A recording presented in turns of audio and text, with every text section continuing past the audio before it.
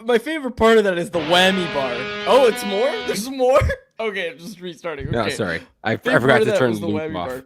2 shows in a row. Start the show with a round of applause for technical producer Jacob Lazar, who once again just hit us with a amazing rendition of "Oh Canada" on his electric guitar. Jacob was playing that. You got those images made. For those in the podcast, it was a rotating slideshow of different Canadian animals. We saw a beaver, we had a grizzly bear there, Canadian geese, just taking down various American animals. The eagle, the bald eagle, was very, very prevalent in that slideshow. That was beautiful, Jacob. Thank you very much. I don't love using AI for this kind of stuff, or for a lot of stuff, but for something like this, it was too perfect to pass up. It was very good. And make sure that's posted all over socials so that the people in the podcast can go see it. Canucks Army, find us wherever you consume your social media. We'll have that posted. Will we get copyright striked for that, Jacob? No, because I downloaded a version of the anthem from our music provider. So we had the rights to use that. We have a music provider? All right, yeah. Awesome. Great. Awesome. Well, good thing you're here, Jacob. We appreciate the work you do. My name is Dave Wardrelli. That is Harmon Dial. This is Canucks Conversation, and it is brought to you by Bet365. Open an account with Bet365 today and bet on a huge range of markets. Whatever the moment, it's never ordinary at Bet365. Be sure to use code NATION when you sign up for an account. Okay, we've got a lot to get to today, as I like to say, but we really do. And obviously, we're going to talk about Team Canada. We're going to talk about Kevin Lankinen signing. We're going to talk about a whole heck of a lot. People in the chat right away are talking about this earthquake. You felt this earthquake, right? Oh, yeah. I felt 2 really strong, whether you want to call them pulses or shakes. And immediately I was like, this is either an earthquake or somebody is forcibly trying to break into my home. Either scenario, not very good. And then I walked outside after. A couple of my neighbors were out. They had felt it too. It was pretty scary there for a second. I was explaining this to Jacob before I joined. Before I joined the show here. I studied earthquakes in university, and I'm not going to come out here and try to take a victory lap and explain earthquakes to everybody, but I was explaining to Jacob, and I think Jacob already knew it, actually, but the difference between like a 5 magnitude earthquake and a 6 magnitude earthquake are so different. Like, and you can basically tell what the magnitudes are based on what actually happened just in your own home. Like, if things on the table moved, your table might have moved, but if the stuff on the table didn't move, unless it's like a marble or something, if the stuff on the table didn't move, probably looking at like under a 7. But when you jump to that 7, the difference is pretty, not, no pun intended, seismic. It is a very, very big difference between magnitudes. So I think that one's clocking in at a 5.1. Is that it? Yeah, 5.1 is what we're going with here. Either that or 4.8. Some other places have reported in and around that 5 range. Yeah, but that's what I'm saying. Is a 4.8 and a 5 are so different. And I think that was a 5. I think it was a 5. We'll see what comes out of it. Because Elfrin, Cliffhanging, Canuck in the chat said 4.7 epicenter around Seashelt. Kale Clark on Instagram. The earthquake was actually just a reaction to the Connor McDavid goal. Everybody jumped up last night, so you got the effects of it. Here we go. Oh, and Paul Papadoulis said, "You're preaching to the choir, Quads. I'm a geological engineer." There you go. I'm not a geological engineer, but Paul is. And Paul would tell you, I think, the same thing that I was saying, that I don't think that was a 4.8. I think that would be more. Anyways, okay. Oh, Travis Wall. Sorry, the chat is bumping early. Travis Wall. I had a friend up in a crane on a job site during the earthquake. Said it was pretty scary and definitely felt it. I can't think of worse places to be in an earthquake than like a huge crane. And that was the first thought I had because there's construction around my apartment right now. I was like, oh, I wonder if those cranes stayed standing. And they did, but being in one of those, I can't think of a place I'd less want to be than in a crane. Yeah, that's a tough one. Crane's number 1. Super scary. Or just like anybody who's propelled up, like working on, like those people who like clean windows or. But you've got fall protection. I don't even think you'd feel it. I would just jump off the building. You know, like you'd push off. I guess. But it'd be pretty. Well, I mean, still. Okay, do people in cranes have fall protection? That's the real question. They don't, right? Because the whole thing would come down. Yeah, crane. Crane is number 1. Crane clears. Rajcraft said working at a liquor store. Oh no, he was just saying what he was doing. I thought he was giving his take for places he wouldn't want to be. Yeah. Okay. All right. Anyways, let's move on. There's lots to get to today. Canada takes it home. As we heard at the start of the show, the boys got it done after being quiet, wondering where the hell he was all game long. Connor McDavid comes alive in overtime. He scores the game-winning goal. Greta was bumping last night. Great spot for all games, home and away. Make sure you head on down. Greta Bar YVR, 50 West Cordova Street is the address. It was a great spot last night for the game. Harmon, your thoughts on last night's game? It was awesome. I was nervous throughout the entire contest. McDavid needed this moment, right? He, despite an unbelievable playoff run, was pretty quiet in Game 7 of the Stanley Cup Final. And let's be honest, through regulation, you were looking for a moment. You were looking for him to kind of take over. McKinnon had obviously stepped up and scored in the first period. Other lines had generated scoring chances, but it had been pretty quiet around McDavid for most of the game.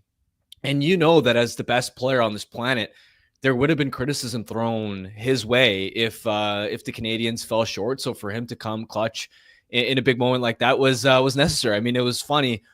I saw a tweet. I can't remember who posted it, but somebody took a screenshot of Connor McDavid's brother on the Oilers intermission broadcast and essentially captioned it something along the lines of Connor McDavid in this game. So that was and for those funny. that don't understand the joke, just Google what Cam McDavid looks like, because he looks like a Connor McDavid impressionist. Yeah. So that was pretty funny. And honestly too, Mitch Marner as well, stepping up in a big game moment. This tournament as a whole, I think, is really important for his reputation. We know he's had playoff failures in the past, but in this tournament, for him to score the OT winner against Sweden, to have 2 primary assists, what a beautiful play to set up Sam Bennett to draw the defenders towards him, the slick pass across, and then to set McDavid up in OT was it's not so much the pass, it's how quickly and efficiently he picked the puck up off the wall as it was being rimmed around. That's not an easy play. And McDavid was talking about how difficult that is and how the average fan probably doesn't realize how high skill of an assist that was. So big moment for Marner as well. And yeah, massive. I've actually, before we move on, I've got an apology ready too for Jordan Binnington. Took a page out of Quad's notebook. Had to write a little letter here. Had it prepared. Dear Mr. Binnington, I had my doubts about whether you could go toe-to-toe with Connor Hellebuyck. I was foolish. I was wrong. On the biggest stage, in the biggest moments, you came clutch and were the true first star. I hereby pledge to never doubt Mr. Binnington's talent ever again. Go Canada, go. Well done. Well done. It takes a big man. It takes a big man to write a letter to these guys. Great work, Harmon. That save, honestly, the glove save, the one off Austin Matthews, is the one that comes to mind. It also comes to mind because throughout the game, I was writing a list and I titled it Players Whose Citizenship I'd Revoke and Deport for their performance in that game and in that tournament. And Colton Parayko and Travis Sanheim, ship them out together. Honestly, that pairing was so bad. And that glove save, and I know we had it there, Jacob. Let's pull it up again. That glove save he made off Austin Matthews was a result of Colton Parayko, kicking the puck to Matthews. And I was just, looking at it. And again, Sanheim's lost on the play. Colton Parayko kicks the puck over to Matthews. And then Binnington springs across and makes a huge glove save. The biggest save of his career, I'd say. I'd maybe have to go back to watch some of the saves he made to win the Stanley Cup, but unbelievable performance from Jordan Binnington. And ultimately, Harm, I'm not taking a victory lap. I'm not, because I doubted Binnington too. But this is what I was trying to say yesterday when I was saying, okay, we don't know that Logan Thompson would just completely fix everything for Team Canada and that they needed to score goals. Binnington was making big saves all tournament long. None as big as that, of course, but he was still your guy. He was still going to be your guy. The thing I did say to you, though, I don't know if I said this on air, though, was that if Binnington let in a soft goal, even maybe 2 soft goals, I would have just pulled him right away and put in Aiden Hill. But he didn't let in the soft goal last night. He was great last night. And yeah, Binnington, that's your guy. Like, that's your guy going into 2026. At least put Logan Thompson on the roster, right? And at the Olympics, that's the good thing about the Olympics. Both guys are going to get a chance to start, right? So you're not going to have this controversy where it's like, okay, should you have brought this guy? You're going to be able to start both guys. And let's not forget, 2010 Olympics, Martin Brodeur started that tournament as the starter until Luongo wrestled the job away from him, and Roberto Luongo obviously finishes that tournament as the starting netminder for Team Canada. So you're going to have Binnington as your starter in 2026, but you're going to have a guy like Logan Thompson right there who gets a start, and we'll see it. Again, the only reason Brodeur lost his job was because he didn't play well and Luongo played well. Canada makes the switch. They go on to win gold. You're going to have that luxury in Milan next year when these two teams, again, are likely going to face off. It was a great tournament. Olympics are going to be a different challenge, but man, with just everything going on, and we've talked about it, we've talked about annexation conversation, tariff conversation, we've talked about it in recent days. With everything going on, this game had some serious weight to it, and these guys came in clutch, and all of these guys deserve to keep their citizenship. Yeah, and with Binnington as a follow-up too, I think we're learning how mentally resilient he is, that even with all this criticism and all these doubts, him not having the best start to the tournament, as far as he averaged 1 week goal against in each of the first 3 games. He's a character. I've actually had the chance to talk to him in years past, just one-on-one about his journey, because I was writing a story nationally around what it's like getting sent down to the minors. And I think those experiences, how hard his journey was to the NHL, how many times those doubts entered his mind of, am I ever going to make the NHL? Was all this a waste as far as the commitment to get to this point, all the sacrifices he made? Binnington, I think, is so comfortable when he's seemingly down and out, when everybody is doubting him, when it doesn't look like there's a path for him to have success. He's had so much experience in those against the odds situations that I think it prepared him for a moment like this, where, yeah, on paper, he was at a significant disadvantage compared to Connor Hellebuck. But he's proven to himself time and time again that he can beat the percentages, he can beat the odds, and when it matters most, come clutch, battle, compete. That's exactly what he did last night. Cameron Horwath in the chat. Can we give Binner some huge props for keeping his composure? He showed a level of maturity I didn't know he was capable of. I said that to you last night as well. I was like, he hasn't slashed anybody in this tournament. He hasn't lost his cool. And I think what it comes down to is when you're on that team, there's more than enough guys that are in the fight with you and sticking up for you. And I don't think you have the same need to stick up for yourself the way maybe you would playing for the St. Louis Blues. So I loved what I saw from Jordan Binnington last night. His puck handling too. Helped, especially for a Canadian blue line that you look at it, essentially, Alex Pietrangelo wasn't able to come to the tournament despite being named to the team. Shea Theodore and Josh Morrissey were out. That's essentially half your blue line, 3 of your top 6. If your entire Canadian blue line was healthy, as you alluded to, I agree that the Sanheim-Parayko pair was a weak link. So for Binnington to be aggressive and confident as a puck handler, sort of like having a third defenseman back there, where I do think it made a difference, because the American blue line was very efficient moving the puck. I don't think the Canadians were quite on par, and that's where Binnington gave him a bit of an edge too, in addition to all of the excellent saves he made. There's a couple plays where U.S. rims around the boards. You can see that the winger has a jump on the Canadian defenseman, and Binnington just jumps behind the net and nails the puck down. And like you said, handles the puck and then transitions the play the other way for Canada. So shout out to Jordan Binnington. Give him his props early on in this show. We're going to talk about another goaltender in this show. One last thing I want to say about Team Canada, because I had my list, and I should share the whole list of players I would deport and whose citizenship I'd revoke. I had Seth Jarvis on that list. I did have Connor McDavid on that list for a bit. That was a little dramatic. Mitch Marner, I did also have him on that list, but that was before the tournament started. Mitch Marner's off that list. Connor McDavid's off that list. And like I said, they get the job done, so all these guys are off that list. All these guys are more than welcome to remain citizens of Canada. Yeah, Jarvis is the youngest guy. Hit a million chances. I get it. It was a bit frustrating not seeing him convert, but give him a pass. It was also more frustrating to see Connor McDavid just delegate. Just It not was- be Connor McDavid. It was so strange at times in the third period watching him forget how to handle the puck. Yeah, he was bobbling like- pucks. He was double clutching. It was like watching Elias Pettersson. Like if Oilers fans want to figure out what it's like watching Elias Pettersson this season, that's it. Bobbling pucks, not using his speed, and it's very different when it's Connor McDavid because he has so much more speed, but he wasn't using it last night.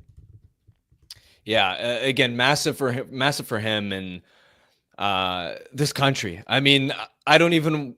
I was telling you at Greta, man, if I stick around here through like a double overtime or triple overtime just to watch the Americans win, I don't even know what I'm gonna do.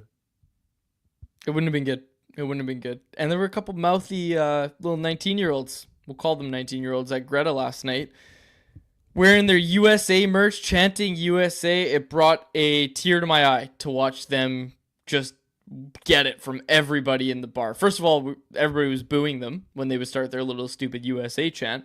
But then it was great when you saw after the game they were still there and everybody went up to them and had something to say to them, which was fantastic. It was really good. Shout out to Greta. You know what? Shout out to Cindy, regular listener of the show. Shout out to Ian as well. Ian, we met Ian Harm. He was a great guy. Great to meet Ian as we played that basketball game at Greta. Greta is a great spot. So much fun. Make sure you get out to Greta, even if we're not there. It's a great spot. And we got some photos as well. There's JPAT and Sakaris. Beautiful. And there's us. We're in our Canadians hats and our plaid. Except Matt didn't get the plaid memo. Anyways. Okay. Let's get going on Lankinen signing an extension. This segment of our show is brought to you by Pacific Toyota dealers who want to tell you about the 100% electric Toyota BZ4X. With plenty of space, the BZ4X is backed by the peace of mind that comes with knowing you're driving a Toyota. When you choose the BZ4X, you can get up to $6,500 in rebates and incentives, and now you can finance a 2025 BZ4X from 3.29% APR for 36 months. Visit shoptoyota.ca or your local Pacific Toyota dealer today. And we've got a very exciting contest going on right now, the grand prize of which includes 2 tickets to the Konica Minolta Champions Club at Rogers Arena for the April 6th game between the Canucks and Golden Knights, and 2 Canucks jerseys. If you want to win, check out the link in our episode description or follow Toyota Pacific on Instagram and Facebook at Toyota Pacific for your chance to enter. Contest open only to residents of BC and Yukon of age of majority. So there it is. April 6th, game between the Canucks Golden Knights. Enter at the link in our episode description or Instagram, Facebook, at Toyota Pacific. Okay. Kevin Lankinen signs an extension, a 5-year extension at $4.5 million annually. Harm, I broke this down. This contract has a lot of signing bonuses. It is lockout proof. If it's a lockout season, all of the money owed to Lankinen in that year is salary, so Lankinen won't make any money. There's no signing bonuses coming his way if there is a lockout. So it's an interesting contract, but it is one that I think we can all agree the Canucks probably had to sign, given the news with Thatcher Demko being out week to week, again, with another lower body injury. Yeah, I was thinking a couple of days ago, what type of price should the Canucks be willing to pay on a Lankinen extension? What would be the potential walkaway point? And as I was sort of thinking about it, I would gladly do a $4 million times 4 years. And I think the walkaway point that I had in my head was $5 million times 5 years. So the actual extension, $4.5 million times 5 years, lands somewhere in between. It's more expensive than what's ideal, and there's risk attached to the deal for sure. But I still would have signed it considering the circumstances. Demko's already gotten hurt twice since returning from his serious knee injury. He's breaking down right in front of our eyes. He may never be a goaltender who you can trust to reliably start 50 games in a season. There's also a pretty weak crop of UFA goaltenders this summer, which matters, right? Because how comfortable you are walking away and exploring external options, that's something you have to have in mind as you approach negotiations with the player. And you look through that list, not a lot of intriguing guys. You have Aiden Hill, Charlie Lindgren, Vemelka, Jake Allen, Georgiev, Freddie Anderson, Samsonov, Alex Lineman. Exactly. Like, who the hell's signing any of those guys? Yeah, and then you get to the David Riddick type of tier. So it wouldn't have been cheap or easy to find a replacement goaltender of Lankinen's caliber. Plus, this is in line, I think, with the market value of middle of the pack goaltenders, which I don't like how quickly these middle of the pack goaltenders are inflating in price. But that's kind of the cost you have to pay, and it's one you have to buck up for because of all the uncertainty around Demko. It comes in slightly below the Joey Daccord deal, which Joey Daccord, we were talking about this when his deal was signed around the start of this past season. $5 million times 5 years. He only had 1 year as a starter. Before that, he wasn't even a consistent backup at the NHL level, and he got a 5x5. Now, Daccord is a bit younger than Lankinen, but still quite notable there. Mackenzie Blackwood got 5.25 million times 5 years. So Lankinen slots in slightly below both of those deals. And so that's kind of the conclusion is it's a bit more expensive than I would have liked, but it's a deal that the Canucks probably had to sign. Had to sign it for many reasons. You touched on the Demko stuff. You even touched on the free agents, which was the big thing that I wrote about and I talked about today on the Canucks Army YouTube channel as well, was just that, yeah, you look at the free agent goaltenders and it was going to be a bidding war harm. Someone's going to get Adin Hill and they're going to pay too much for Adin Hill. Okay, he's going to be the top goaltender signed. Lankinen is number 2. Like, Charlie Lindgren may be number 2, but I think the Capitals want to re-sign him. So if Lindgren hits the market, Lankinen is number 3, the third best goalie. How many goalies signed last offseason? We saw Laurent Brossoit. We saw Anthony Stolarz get contracts. Like, there is going to be teams that want to sign Kevin Lankinen. Paul Papadoulis in the chat said if we didn't sign Lankinen, the Oilers would have 100%. And I think the Oilers probably would have given him more than what the Canucks ended up giving him. So, look, I think this is one that the Canucks had to sign, and this isn't one of the ones where it's like, okay, well, if they had done this differently, they wouldn't have been in this position. This is one of the few times you can look at a situation and say, they had to do this, and it wasn't because of any mismanagement. It wasn't any fault of their own. It just comes down to Thatcher Demko's body failing him, and then having to react accordingly. Like you said, Harm, you can't expect Thatcher Demko to start 50 games, and if you weren't going to sign Kevin Lankinen, you were going to have to go get someone because, again, we focus on Demko a lot, but Archer Shilov's not taking a step. In fact, taking a gigantic 8 steps backwards, it feels like, is another really big part of this story as well. Someone has to make saves for you next year. You don't have anything in the pipeline right now that you can look at and say, okay, there's our NHL starter. There's no Dustin Wolf coming to this team. You don't know what you have in Nikita Tolopilo. More on him later. I want them to get him starts down the stretch, but I'll talk about that in a bit. Shilov's confidence is absolutely shot. He hasn't been better since going back down to Abbotsford. You don't have any sort of certainty. It was once a position of strength for this team, is one of their most uncertain positions on the team right now. And they bring some stability, even if it costs them a bit. And even if you look at it and say, okay, there's some sticker shock attached to this contract as well. This is one they had to sign, and I don't think it's really their fault that they had to sign it. Plus, even in a best case scenario where, let's say, Demko is able to get healthy down the stretch, he plays really well next year as your starter, then what? His contract is up. So you had no long-term cost certainty in net, as you alluded to, no blue chip prospects ready to arrive and make an impact. And that matters, right? If you're shopping for 2 goaltenders in a rapidly inflating cap climate where goalie contracts keep climbing higher, and where the pool of available goaltenders isn't high caliber, you're in a really, really difficult spot. So, look, there's risk on this deal. He turns 30 before year 1 of the contract even kicks in. He doesn't have a long track record of success as a high workload goaltender. There are many examples of goaltender seemingly comes out of nowhere, has a strong year. You pay him on the back of a career best or near career best season, and 2 years later that goaltender is drastically underperforming, and you don't like that contract. So yeah, that risk exists, but it's a risk the Canucks had to take because the alternative could have been catastrophic as far as the uncertainty in net and in having to rely on an injury-prone Demko. Here's a question from Box Van Gogh. Will Vancouver start next year with PD, Brock, and Demko all on other teams? I'd put that at like a 20-30% chance. All of them on other teams. And I think Demko's... Who's most likely of those 3 to be a Canuck next season? Oh, man. I can't even handicap that right now. Well, we can say Besser's the least. Besser's the least likely. Yeah. Right? By a long shot. Petey, I would say it's a toss up between Petey and Demko. It is. It really is. It really is. Man, do you know what I just realized? They're gonna have to buy like all new banners outside Rogers Arena, and I don't think you hang any. What you do? Put Marcus Pettersson banners up? Filipino on the side of the building? Heronic. Do you invest in Quinn Hughes banners right now? Yeah, well, there's already Quinn Hughes banners up there. You don't have to take those down. But there's that one of Hughes with all the boys, Hughes and the fellas. You gotta you know what I would do? Just Photoshop different faces. There's Hedl, there's Lankinen. Jacob, cook that up in Photoshop for us, and then just show me what the end result is. Lankinen, Hedl. Bad. The end result would look bad. Marcus Pettersson.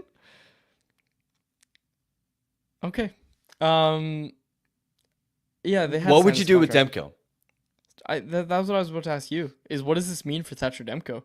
Do the Canucks want to ask me this, Harm? Do the Canucks want to pay $9.5 million for goaltending next year? I don't think so. I think the answer is no. Yeah, I think. Here's the thing.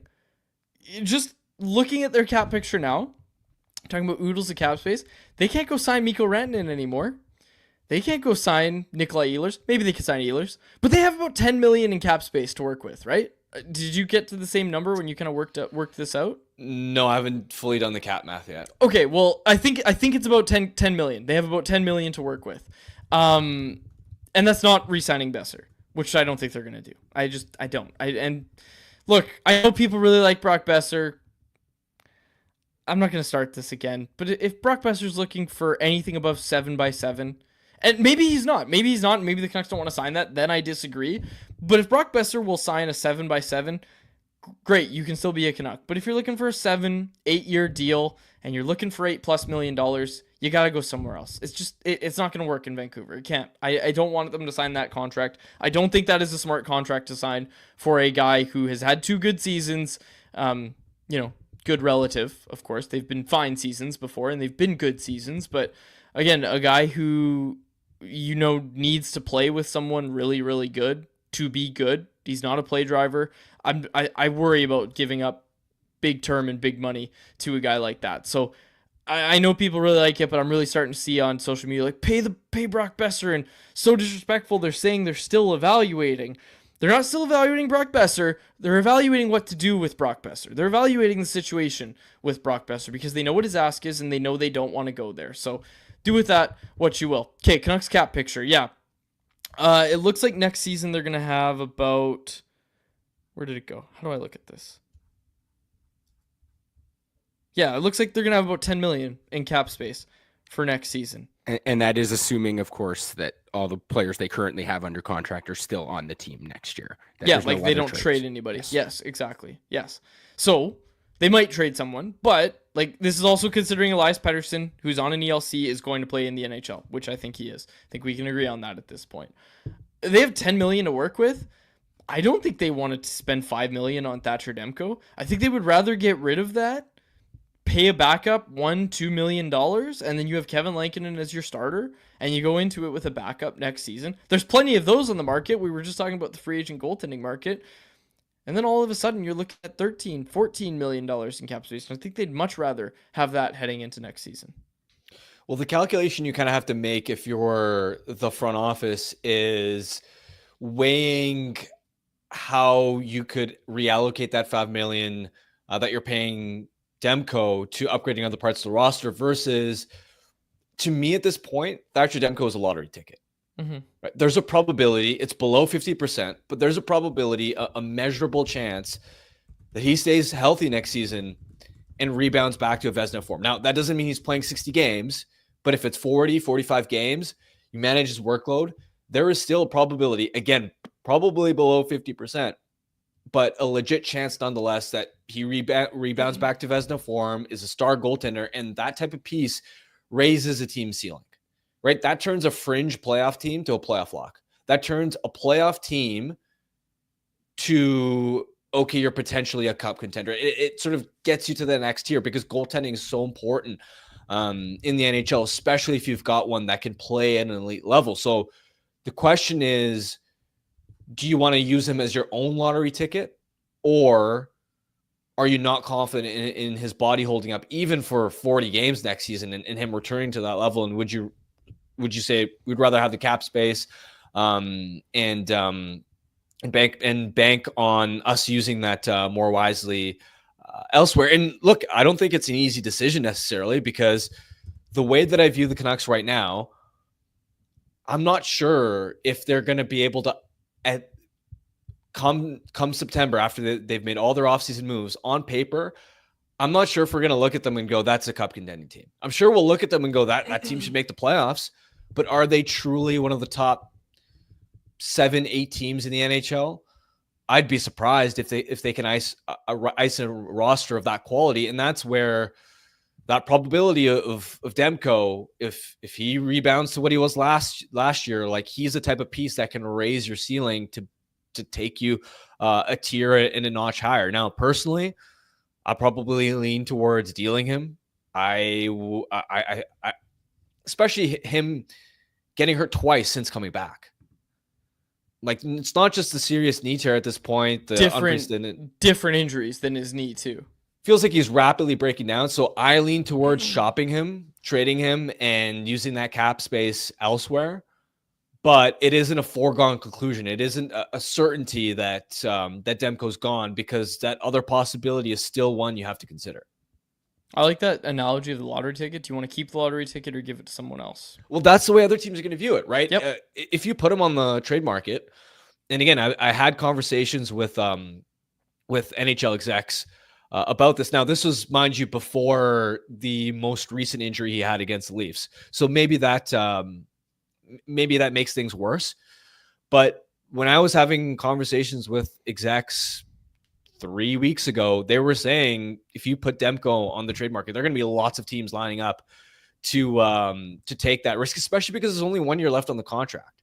So from an acquiring team standpoint, especially considering a shortage of high-end goaltenders, yeah, you're going to find the taker. You're going to find the team that wants to roll the dice on Demko. Now, are you going to get a big haul back? Probably not, because of all the risk, but there are going to be teams lining up and viewing Demko as a lottery ticket of, hey, we'll have him as one of our 2 goaltenders. And the upside case is he could play at an elite level, and he's a lottery ticket. There's a lot in here that I want to get to. People want to talk about Brock Besser. People want to talk about Thatcher Demko, but I do want to bring it back to Kevin Lankinen in a little bit. At the end of the day, like, he's about to turn 30, bit of an unproven goaltender, so I know there's sticker shock with that contract, but Lankinen has been great for the Canucks this year. The save percentage is, .905 on the season, Yep. I think. We've watched every Kevin Lankinen start. We know he's been better than that save percentage shows. He's stolen them games, especially early in the season. Think of where this team is at without him. In fact, Patrick Allvin even said that in the press release. It's like, he's been a really important part of our team, and he has been. He came in, he didn't get a seat at the table in the offseason, and now he doesn't have to go through that experience again of entering free agent. So I just also want to say, I am happy for Kevin Lankinen, the person. Like, Kevin Lankinen's been great ever since he's been here. I'm excited to sit down with him and, chat a little bit more. I think he's speaking to media in 5 minutes time, or actually I think he started speaking 5 minutes ago. So shout out to Kevin Lankinen. Good dude. Happy for him. Happy he gets this contract. His first, this is his first contract. That's a, long-term deal in the NHL. So shout out to Kevin Lankinen, a guy who played in Liga, stuck with it, signed his first contract in 2018, stuck it out in the minors, and then he still didn't get chances to start. He got that chance in Vancouver. So shout out to Kevin Lankinen for coming to Vancouver, earning this contract. He did. At the end of the day, he did earn it. So shout out to Kevin Lankinen as well. Let's get to our poll question, which is brought to you by HSBC Rugby Sevens. This is the final day I'm going to tell you about it, because Sevens started today and it's going all weekend. You still have time. Vansevens.com is where you want to head. It is the ultimate party weekend. It is Western Canada's largest sporting event. It is the 10th anniversary of the event. It's all happening at BC Place. Grab your friends in your best costume and come on down for the best party in town. Single day tickets are on sale now. Tickets start from just $50 and they're on sale now at vansevens.com. Good luck to all the Canadian teams at Van Sevens. There's men's and women's teams there. And Rugby Sevens is so much fun to watch. I feel like that's something we didn't really highlight enough, is that Rugby Sevens is different than the other rugby you watch because there's 7 people on the field.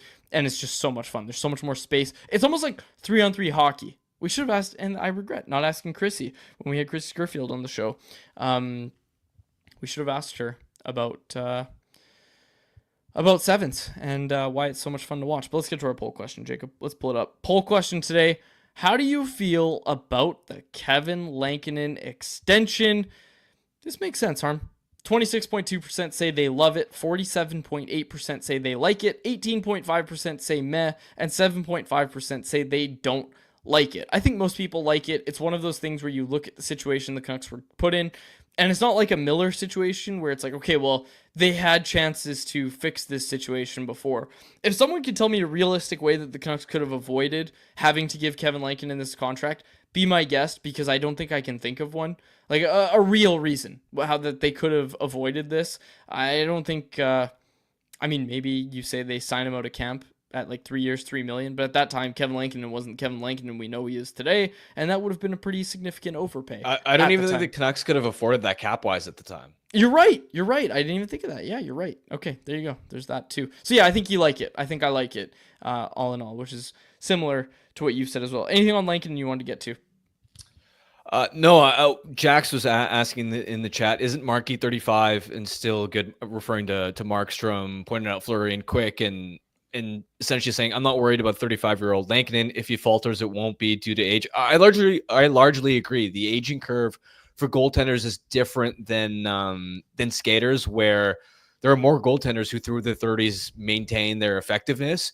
There's still some level of risk with the age, but to me, the bigger, if you're trying to make a case for the risk attached to this contract, the number one thing that would stand out is Lankinen just doesn't have much of a track record of success as a starter, right? He's never played more than 40 games in a season, and we know how volatile goaltenders are. Sometimes they have a year or two where they play really well, then kind of inexplicably fall off. It's not usually age related.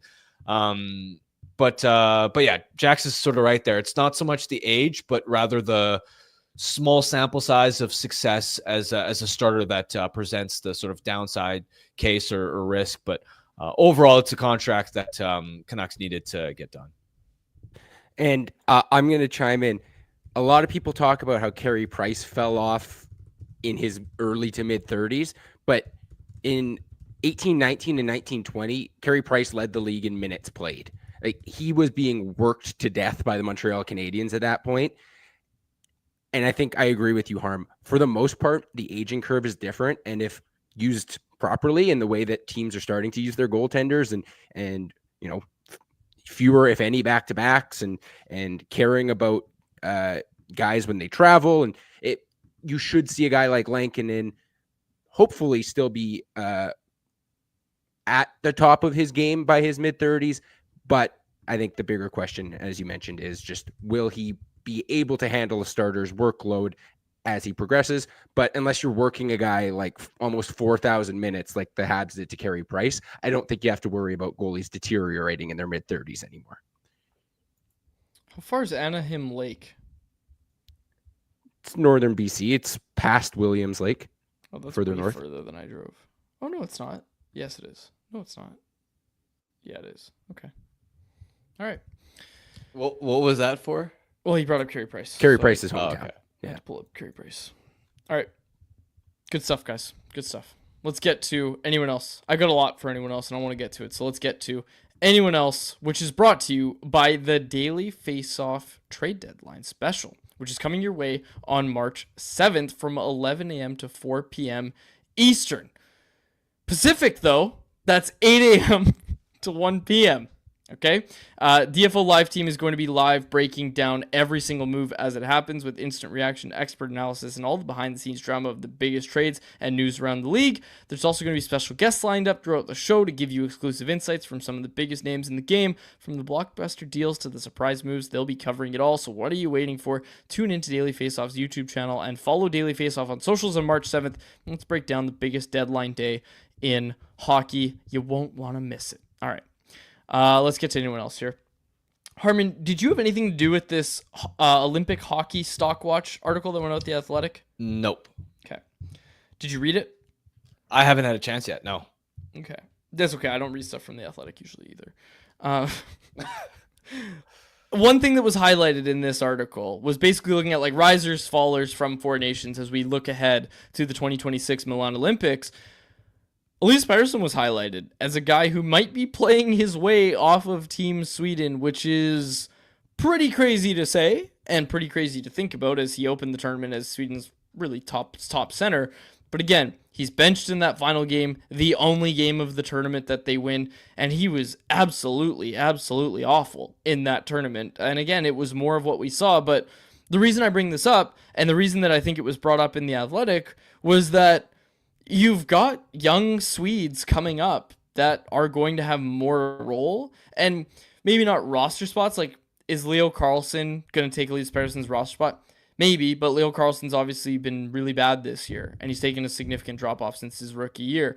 I don't think Pettersson's roster spot is in jeopardy, but certainly his role on the team is in jeopardy. Look at the way Joel Eriksson Ek was used in that tournament as well. Mika Zibanejad doesn't look like he's getting any better, but he was still used ahead of Pettersson in that tournament. Like, you have time if you're Elias Pettersson to figure out your game. I don't think his spot on the roster is in jeopardy because Sweden doesn't have all that much. Let's not forget Elias Lindholm was on this team.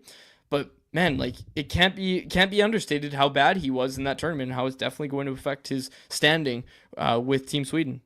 Yeah, top 6 and even top 9 usage is far from a guarantee for Pettersson. We know that when he's at his best, he absolutely should be their number one centerman on paper. If not, there was a time a couple of years ago where if you built Team Sweden on paper, people were pointing to it, and people would make these mock rosters because there were times when we thought, oh, could they go to the Olympics or this and that?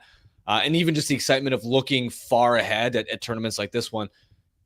A lot of people would point to Pettersson as a top 3 forward on Sweden's roster, if not the number one guy, period. And so for him to fall from that point to now, he's not even a lock for top 6, top 9 usage. It's really concerning. And like you said, when a guy like Elias Lindholm makes a team, it probably means he'll at least make the roster. But man, it's going to be a fight to earn minutes because he's essentially been for the last 13 months like a 55 to 60-ish point guy. Yep. Fourth line check in center. I'll bring that every night. Okay.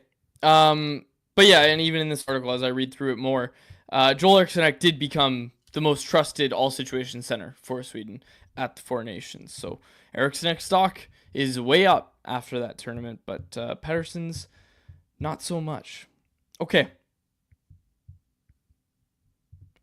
What else do we have in the chat here? Let's see. Lots of stuff in our private chat if you scroll up.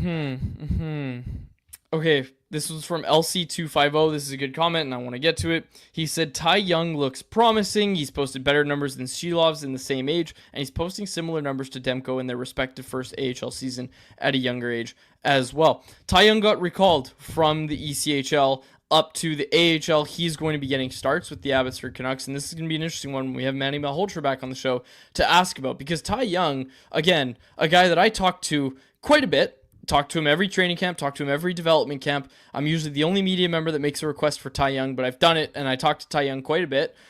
This is a guy that didn't know where he was going to play at training camp. Like, when I talked to him at training camp, he didn't know if he was going to get traded from the Prince George Cougars because he had his job stolen. Not stolen, but taken by Joshua Ravensburg, who I should also say, North Vancouver, great kid as well in his own right, and just kind of came out of nowhere. It wasn't the plan for them to have Ravensburg be as good as he has been, but again, when I talked to Ty about it, he wasn't saying like, I'm upset that I had my job stolen. He said, I'm super happy for Ravensburg, but I need to play. And so it wasn't going to work out in Prince George. So he wasn't sure if he was going to be traded in the dub and be playing junior again. He was hoping he would turn pro, but his numbers in the WHL weren't phenomenal by any means. So there was no guarantee that he was going to turn pro. I will say the Canucks kind of fortifying that relationship with the Kalamazoo Wings probably benefited nobody more than Ty Young, because he was getting starts in Kalamazoo. He's had 17 starts in the ECHL this year. He's at a .934 save percentage, so those are very, very good numbers. He went on a bit of a heater as well in Abbotsford. He's had 6 starts. Total save percentage on the year is .901, but now he's had these starts in the ECHL. Ty Young is certainly a name to watch down the stretch of this season. Again, don't think he's going to get an NHL start, nor do I think he should. I think Tolopilo should get an NHL start for sure. You got to figure out what you have in him, and I think he's the guy who you at least want to get a look at down the stretch here. You'd like to see him get a start. I'd start him over Shilovs right now. I should have said that earlier. Shilovs is going to get a start this weekend, you would assume, with Vegas, with Utah. But I do think you need to get Tolopilo a start. I would probably start him ahead of Shilovs right now, but also I get it. It's a confidence thing for Shilovs. At least give Shilovs a shot. I understand that. So Shilovs is going to get a start, but again, if Shilovs isn't great in that game, I'm making that move quick to bring Tolopilo up. Again, assuming Demko's out for a while, I'm bringing Tolopilo up quick and I'm getting him a start. And I am starting Ty Young in the AHL as much as possible because he is the Canucks' most promising goaltending prospect right now. Again, a 5th round pick in the 2022 draft. So I absolutely agree with that take. Again, not saying he's going to be, the second coming, or that he's going to be the guy who figures it all out, or, make Demko comparisons or anything like that, but get him starts, get him some training, and see what you can do. That's a guy with a ton of raw talent, which is what we said in his draft here when we broke that down as well.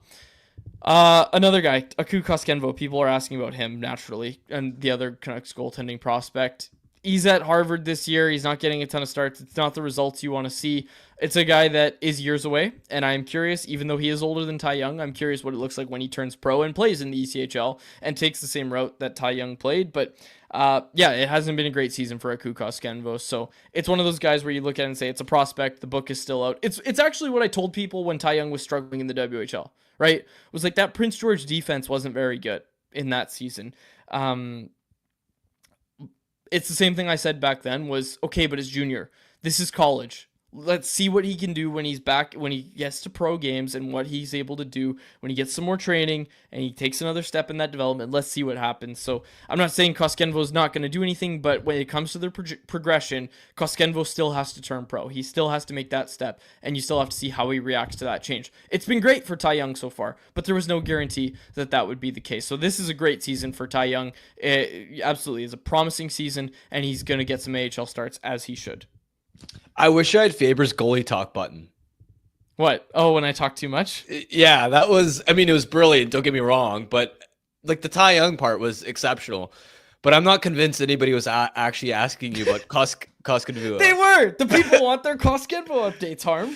The people ask. The people naturally. Well, not ask. I don't know. Ask. Ty Young, I believe. Ty Young is valid. He's a legit prospect. Aku, I don't know at this stage. Do you remember when me and Drance were joking about Ty Young at training camp? When you guys were trying to tell me about Linus Karlsson? And I was like, let me tell you who you really got to pay attention to. Ty Young. And Ty Young looked really bad in that training camp. Like, he did not look very good at all. He was almost as bad as Yuri Patera. Well, that was so hilarious about training camp in general. And leading, of course, to them signing Lankinen was Patera he was getting beat off rush shots from distance like 3 times out of 4 at that type of ratio. It was so bad that I'm convinced, I think Lankinen got signed at the end of day 2 of camp or early on day 3. I can guarantee you that Jim Rutherford and Patrick Alvin, Rick Tocchet were watching Patera in camp and going, there's no way we can roll with the potential Shilovs, Patera, tandem at the start of the season while Demko is still out, and yeah, that was funny. Kevin Lankinen has nobody to thank more than Yuri Patera for why he ended up in Vancouver, because it was really bad, and there were a few moments where almost like what we saw from Jim Rutherford. Remember when I said Jim Rutherford was standing up during those final games of the JT Miller era in Vancouver, where you're like, he's not back checking, like this is getting really bad, this is going to result in a trade, where I pointed out that I looked over in the press box and saw Jim Rutherford standing with his hands in his pockets. Patrick Alvin was standing quite a bit during that training camp. He was on the phone quite a bit during that training camp. And yes, we know he was calling about Kevin Lankinen, who, if you hadn't heard already, folks, signs an extension to remain a Canuck for the next 5 seasons starting next year. Calvin 99 Charlie. No one cares, but I have Ty Young on my franchise mode, and he's 68 overall, my starter. Lankinen's my backup at 82 overall. I love it.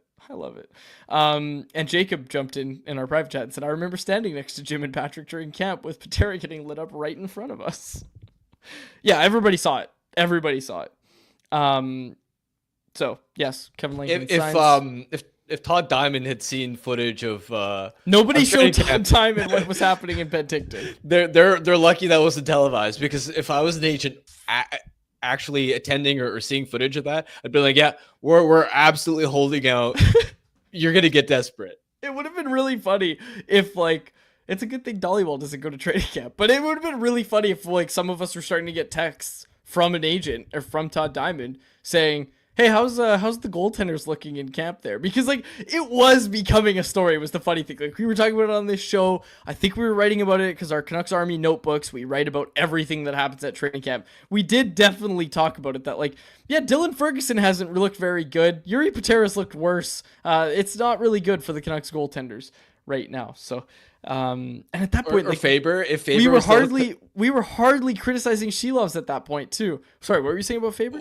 Well, if he was still with Canucks Army, you know the way he covers camp, videotaping the entire thing and putting it up on Twitter and YouTube, basically. That's why they hired him, so that he would stop filming camp. Yeah, seriously, already an asset where that footage didn't end up all over Twitter. Hire Faber for him not to create content. Speaking of which, I texted him. I'm hoping the next episode of his podcast that he started drops at some point over the next 3 months. I'm just joking. The next one's coming out next week. I'm just joking. I shouldn't be throwing strays at Chris. Canucks Insider Podcast. Good first episode with Connor Garland. Is there anything else you wanted to get off your chest here? Oh, this one from Rajcraft. Let's read this one, Harm. Do you think they're going to move Hoglander, considering they've been clearing cap space or how the cap has increased? I don't think they're going to move Hoglander. I really don't. I think you ride it out with Hoglander. I don't think they're going to move him before that extension kicks in. I think you reevaluate in the offseason, especially because the main problem at this point, how many times have I said I'm still a believer in the player, but it's whether he's a fit with Rick Tocchet. We know with Rick Tocchet that he doesn't have a contract for next season yet. And I think this management group still believes in Hoglander. So it's, I think, a case of reassessing in the summer and maybe making a decision then. Fair enough. Especially, you've got a lack of impact, I think, wingers on your team right now. Especially, like, we're talking about a situation where Drew O'Connor is already playing full-time top 6 minutes. Where Kiefer Sherwood has been bumped up into the top 6 as well. I don't think you're far off from Hoglander deserving an opportunity to at least get another look, especially because of how much he's turned his game around. At least as a play driver, even if the production hasn't necessarily arrived yet, since the December Christmas holiday break. Also worth mentioning, he's been playing with the shell of Elias Pettersson, right? Like, he hasn't played with any good centers this year. Yeah. I mean, he hasn't even had much time with Pettersson lately, right? So, I look at him as a guy that if the current top 6 line combos don't work up, he's deserved an opportunity to move up the lineup and see if there's still some spark there. Okay. Do you have anything else you want to get before we get Bet365 going? Nope. All right, let's do it. NHL's back in action tomorrow. And the Philadelphia Flyers are playing a game. But we're not going to even take the Flyers. Yeah, we are. Yes, we are. No, we're not. Yeah, we are. Yeah, you know what? We're taking it. Big underdogs. We're taking the Flyers at plus 165 odds to beat the Edmonton Oilers. Connor McDavid is flying high after that win. He's not going to back check. He's not going to care. Flyers are going to win tomorrow. Plus 165 odds to beat the Oilers. You can get that over on Bet365, a proud partner of Canucks Conversation. Open an account with Bet365 today. I'm on a huge range of markets. Whatever the moment, it's never ordinary at Bet365. Be sure to use code NATION when you sign up for an account. It must be 90 plus to play. If you choose to play, please play responsibly. All right. I was going to say, with that, I'm pretty sure I saw somewhere on social media that McDavid flew directly to Philly with the Flyers players that were at the Four Nations, like with Konechny and Sanheim. Mm. He didn't go back to Edmonton. He's meeting the Oilers in Philly. So I like your thought process here. We might see a bit of a stinker from McDavid in the first game back. Partying. Too much partying with those Flyers boys. But honestly, how can you not? He shouldn't care. Why would he care? He just scored the biggest goal of his career. Oilers got to get him some more help. Get to another Game 7. Okay. Anything else you gotta say, Harm? Nope. Okay. Then we will wrap it up there. For my co-host Harmon Dial and our technical producer Jacob Lazar, my name is Dave Quadrelli. Have a great weekend, folks, and thanks so much for this episode of Canucks Conversation. Canucks Conversation is live Monday through Friday, every weekday at 2 p.m. over on the Canucks Army YouTube channel. Make sure you like, subscribe, and interact in the YouTube live chat every day with us, folks.